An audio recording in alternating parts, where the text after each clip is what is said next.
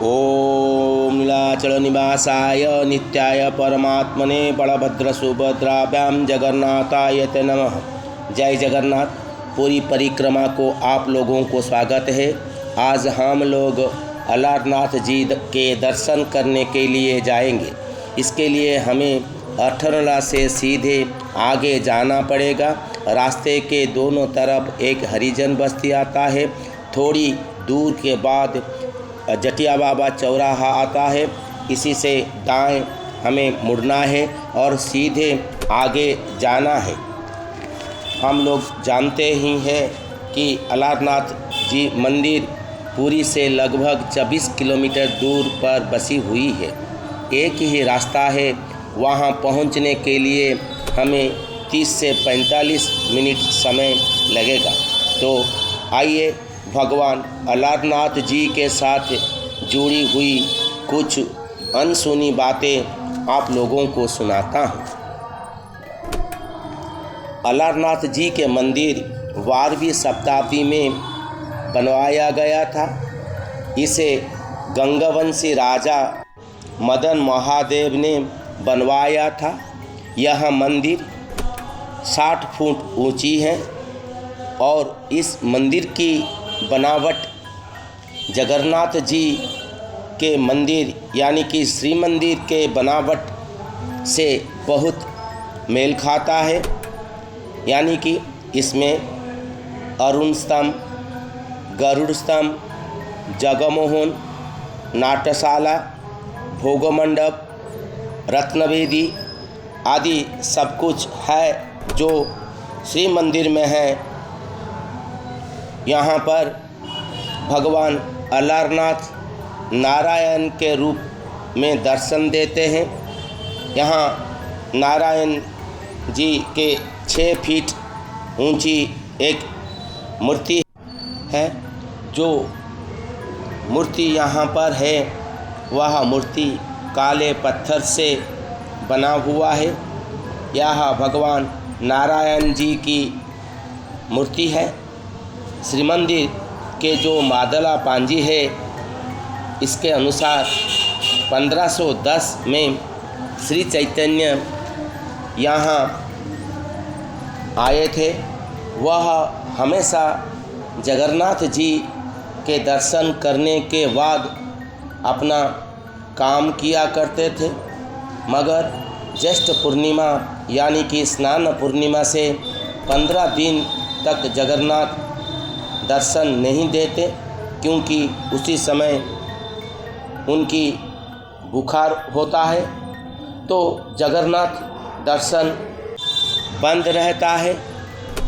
तो इसलिए भगवान श्री चैतन्य रोने लगे। जगन्नाथ जी उनके सपने में आकर उन्हें ब्रह्मगिर के अलारनाथ दर्शन करने के लिए कहा। श्री चैतन्य जी पैदल वहाँ तक जाते थे और भगवान अलारनाथ जी के दर्शन करते थे। कहा जाता है कि भगवान जगन्नाथ ही श्री मंदिर से यहाँ आकर अपना प्रिय भक्त श्री चैतन्य की अभिलाषा पूरी किए थे। यहाँ रास्ते के दोनों तरफ बहुत गांव हैं। कहा जाता है कि ब्रह्मा जी श्री मंदिर बनाने के लिए यहाँ उतरे थे, इसलिए इस स्थान को ब्रह्मगिर कहा जाता है।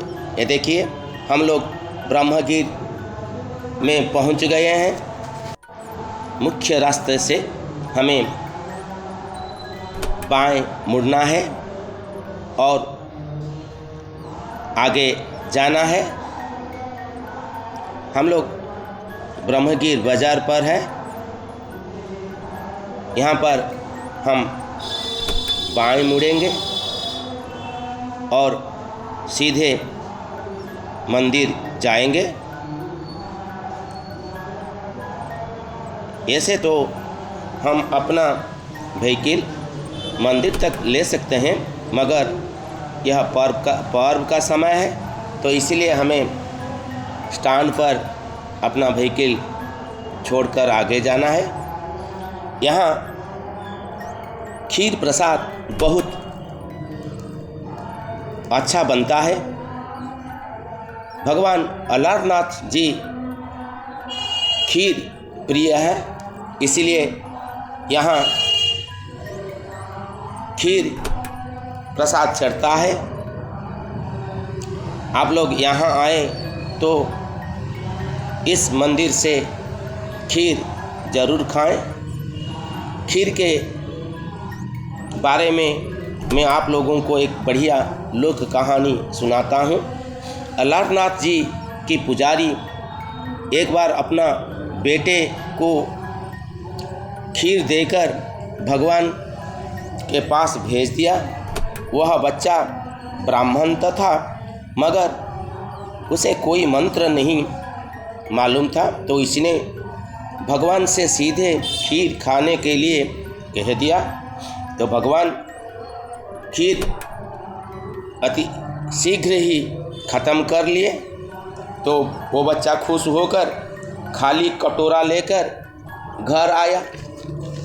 उसके पिताजी ने पूछा, खीर कहाँ गया? तो उसने उत्तर दिया, भगवान खा गए। पुजारी सोचा, छोटा बच्चा है, खा लिया होगा।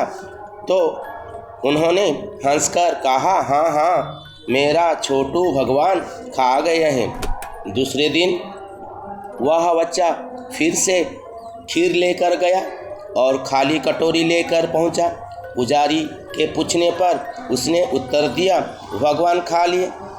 पुजारी बेटे पर गुस्सा किया। बेटा को समझ नहीं आता था, भगवान को दिया गया खाना भगवान खा लेते हैं, तो उसके पिताजी उस पर गुस्सा क्यों करते हैं। तीसरे दिन भी ऐसा हुआ, चौथे दिन भी ऐसा हुआ।